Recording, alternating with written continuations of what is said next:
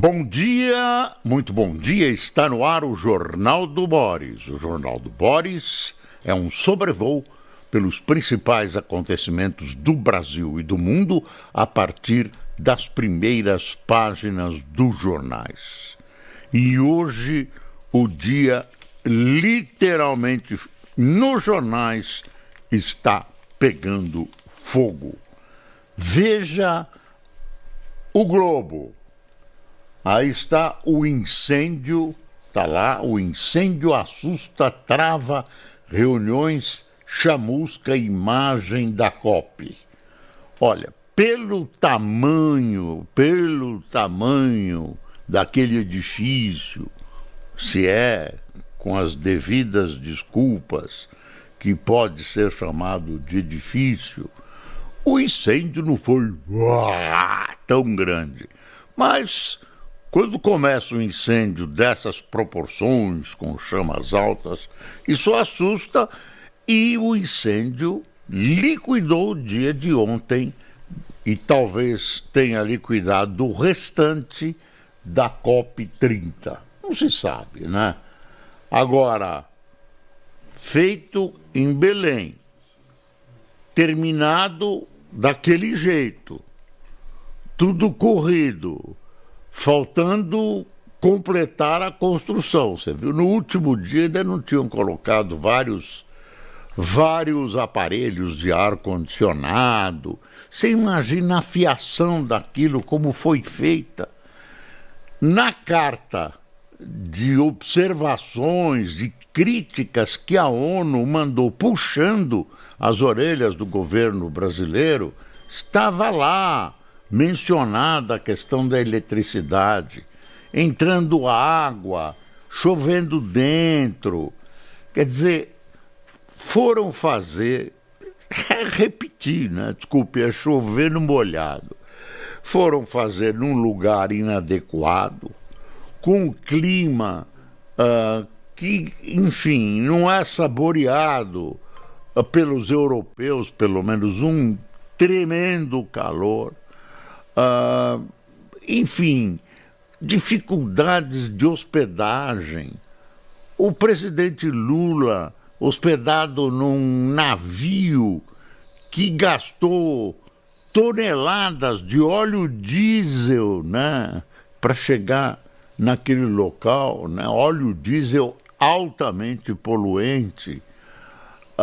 O presidente relutando entre defender o fim dos combustíveis fósseis e mandando perfurar a Petrobras, defendendo que a Petrobras perfure na foz do Amazonas e festejando a descoberta de mais petróleo na bacia de Campos.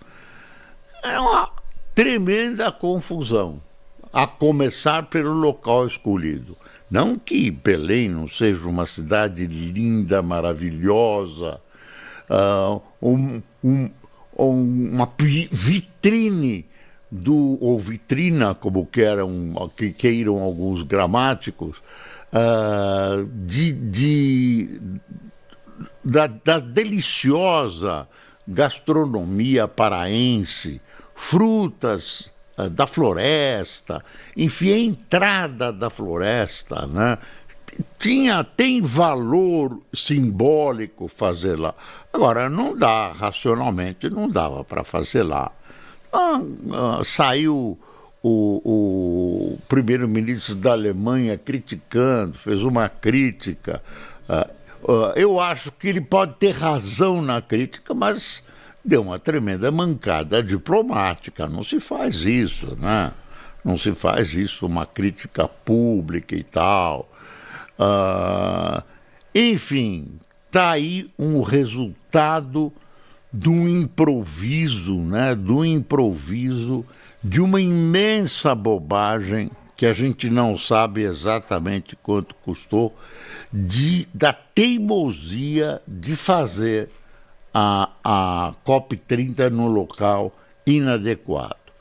Ainda não se sabe a origem, a origem do fogo, tem uma especulação aqui, uma especulação ali. teria sido uma tomada com alguns telefones celulares sendo recarregados, outros diz que foi um ar-condicionado, outros que foi um motor não sei do que, enfim. Por sorte, graças a Deus, não houve nenhuma morte. Tem gente hospitalizada, tinha ontem, por ter respirado fumaça, não tem ninguém queimado.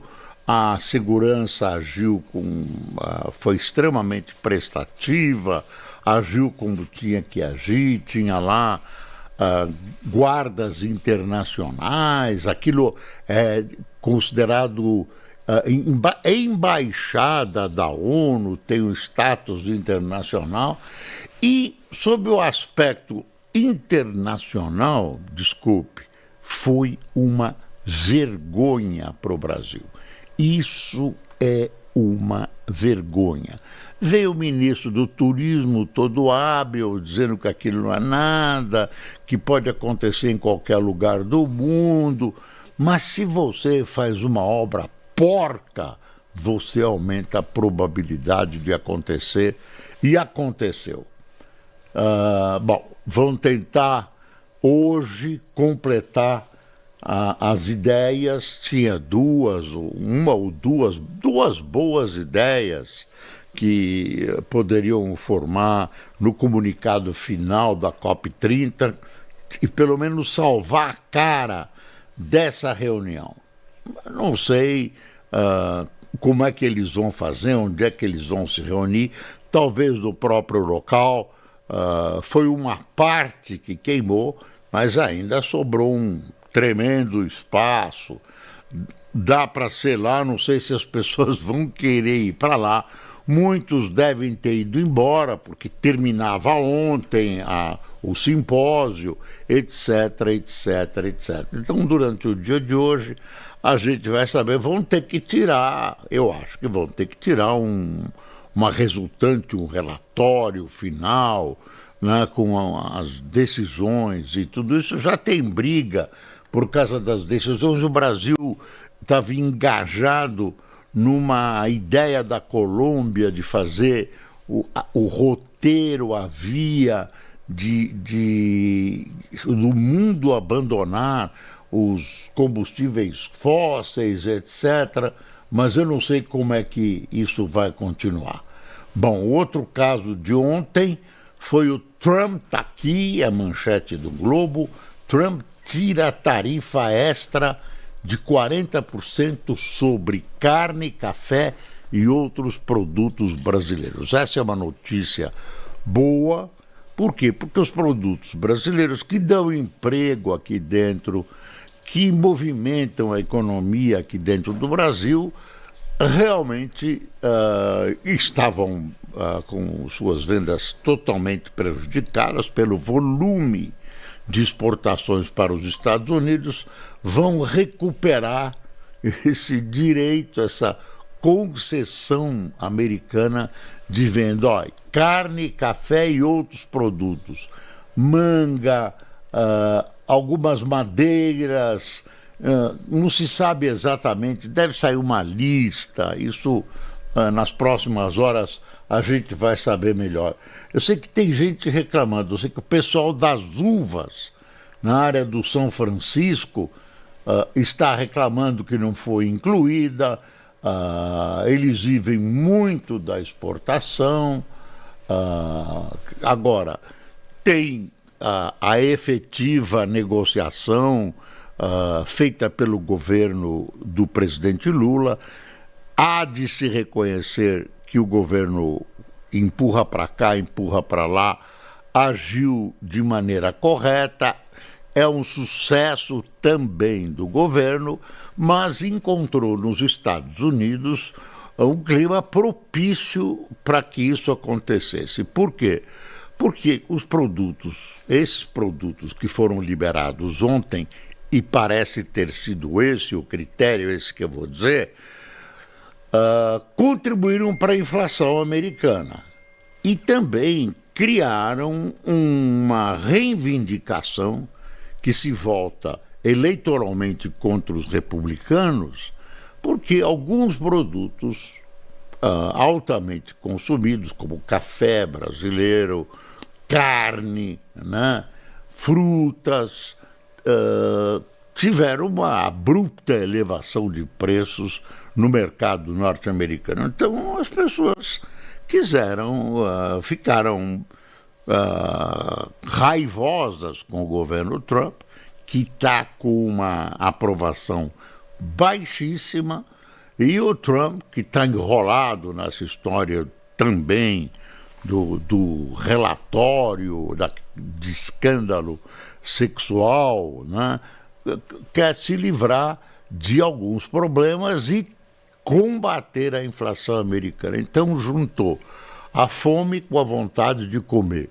E então não se pode, insisto, não se pode desconhecer a ação do Itamaraty, a ação até do presidente Lula e da boa vontade de Trump, boa vontade porque estavam mordendo ele por baixo.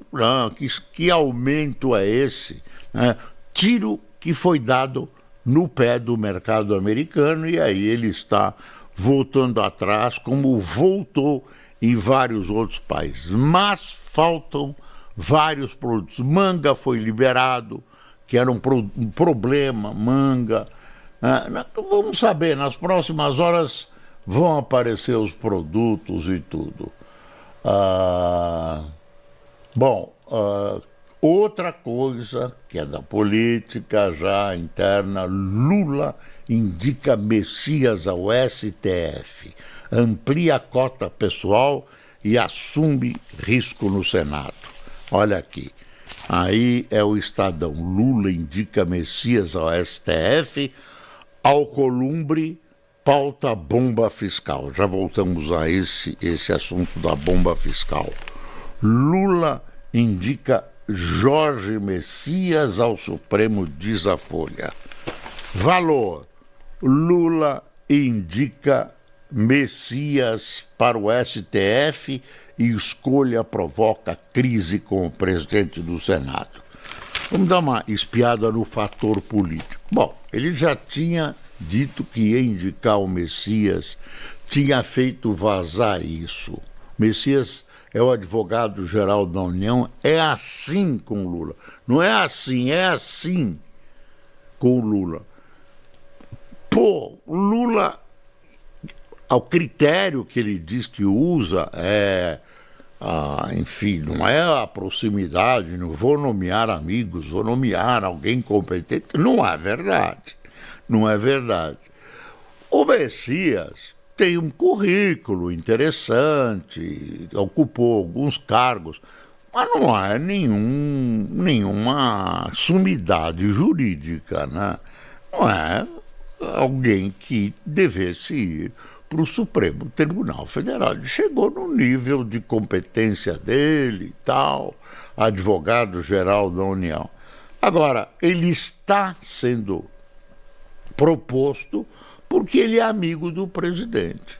Bom, o presidente do Senado, Alcolumbre, que queria o doutor Rodrigo, amigo dele, né, Rodrigo Pacheco, ex-presidente que o antecedeu na presidência do Senado, ele queria porque queria o Rodrigo Pacheco. E não aconteceu. Teve uma campanha, ele teve com o Lula e tal. Se o Lula cede, o Lula sucumbe às vontades de Alcolumbre, ele fica entregue. E ele queria porque queria, conhece o Lula, queria porque queria o Messias. Do Messias, Rodrigo, não sei se o Rodrigo é tão capaz, mas o Rodrigo seria um ministro com uma certa fidelidade ao Lula. Agora o outro, né, o Messias, liga do Lula, amigo pessoal. Ele se curva ante a autoridade do presidente. Não é uma pessoa para ser indicada para o Supremo. Agora, o Alcolumbre está fazendo uma coisa que eu acho ruim, que não acho digno de um político de alto nível, que é se vingar. Vingança. O que ele vai fazer? Tem uma bomba fiscal, que é pegar um grupo de funcionários públicos e dar um bruto aumento e atribuir a eles uma situação em que, na aposentadoria, eles continuam ganhando o salário de quando estavam na ativa, e isso daqui para frente, e também recebe as vantagens, etc., do cargo. Deixa eu ver como é que... Isso é uma coisa bilionária. A Alcolumbre anunciou que mandará para votação na casa uma pauta-bomba com impacto bilionário para os cofres públicos. Messias ainda terá de passar por sabatina no Senado, onde precisa de 41 dos 81 votos parlamentares. Aí que o Lula vai ter que trabalhar muito. Aí vai ser o campo de batalha entre ele e Alcolumbre. E, de repente, vai ter alguma coisa ruim, né, que pode ser um veto. No começo da República, no tempo do Marechal Floriano Peixoto, teve veto. Não é que não teve veto, mas depois, já em tempos mais modernos, nunca houve veto. Essa chamada inquirição que tem numa Comissão de Constituição e Justiça é mais um bate-papo, mais uma puxação de saco e tudo. Então, estamos com uma crise instalada. Agora, na medida em que o senador Alcolumbre se vinga com uma pauta-bomba dessas que tinha que ser discutida, claro que todo mundo quer dar aumento e claro que esses funcionários certamente merecem, grande parte deles, mas você tem que pensar no Brasil. Doutor Alcolumbre, por favor, quer dizer, não está fazendo por vontade política, por necessidade, por possibilidade. Quer dar um prejuízo para o Lula e está dando um tremendo prejuízo para o Brasil. Então, vingancinha, isso não é coisa de um político que possa merecer um título de grandiosidade, enfim, é político desse tamanho. Quer saber? Isso é uma vergonha, doutor Alcolumbre. Eu abro hoje o Estado e vejo uma história que eu desconhecia, realmente dolorosa. Antissemitismo nas arcadas. Um sociólogo, um professor, ia participar de um debate nas arcadas, no Largo de São Francisco, na Faculdade de Direito de largas tradições democráticas, uma das bandeiras da democracia brasileira, e resolve um grupo de baderneiros antissemitas, resolve impedir a participação, impedir a palavra desse senhor, porque ele, por ser judeu, Então está aqui, o Estadão fazendo um editorial, Antissemitismo nas arcadas. Baderneiros calam a voz de cientista político judeu durante evento no Direito da USP. Palco de eventos históricos em defesa da liberdade e da democracia, as arcadas do Largo de São Francisco viveram uma noite profundamente triste nessa semana. No dia 17 passado, baderneiros fizeram tudo para impedir que o cientista político judeu André Leicht conseguisse falar num debate sobre Israel e os aspectos legais da guerra em Gaza, realizado na Faculdade de Direito da Universidade de São Paulo. Foi o dia em que o grito sufocou o diálogo, o ódio atacou as ideias e o cinismo venceu a inteligência na velha academia. E aí termina assim o editorial. Os alunos que impediram um judeu de falar são antissemitas que exploram a causa palestina como desculpa para destilar seu ódio. Que a direção da Faculdade de Direito da USP identifique esses estudantes violentos e os puna com rigor, para que não manchem a memória daqueles que lutaram pela tolerância, pelo diálogo e pela liberdade nas arcadas. Tá aí. Falando em liberdade, os Estados Unidos estão propondo uma paz na Ucrânia, né? Mas uma paz onde a Ucrânia cede território contíguo à Rússia, o que a Rússia quer, né? Quer dizer, eu não sei se aliás, o presidente da Ucrânia não foi consultado, né? É uma conversa entre Moscou e Washington, né? Aí a guerra não valeu a pena. A Ucrânia defender o seu território não valeu a pena, mas acharam esse gesto de paz, né? Encontraram pelo caminho uma paz simplista.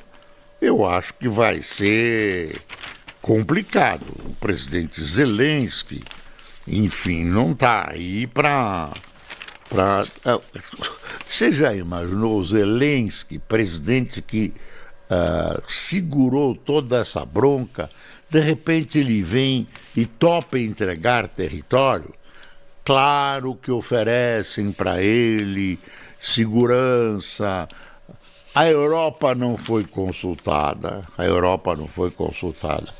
Por que a Europa tem que ser consultada? No mínimo, por gentileza, mas a Europa se sente ameaçada pela Rússia. A Rússia avança em direção ao restante da Europa, né? Vai para oeste, né? em direção a Portugal. Então, os países que foram da antiga União Soviética, que era o nome do novo, mais recente Império Russo, tremem quando ouvem falar na Rússia.